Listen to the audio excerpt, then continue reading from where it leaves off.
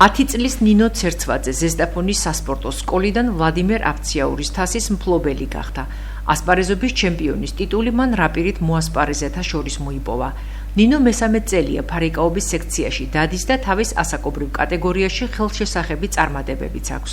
სპილში ჩატარდა შეჯიბრი რაპირით ფარიკაობა. ავიღე მე პირველი ადგილი.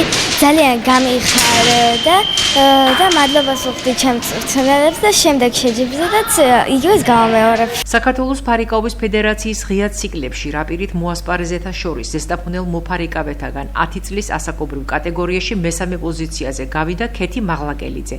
12 წლიანებში კი ნატალი აბაშიძე. ჩემს ასაკში ავიღე მესამე საპრიზო მესამე ადგილი.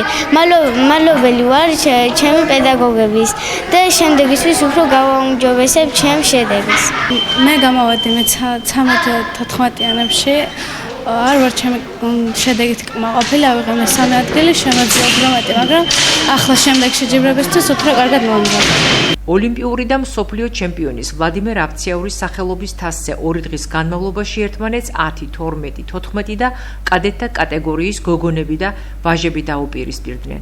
მათგან საუკეთესოები ქვეყნის ნაკრების შემადგენლობაში ჩაირიცხებიან და ქართველ მოფარიკავეთა ღირსებას საერთაშორისო ტურნირებზე დაიცავენ.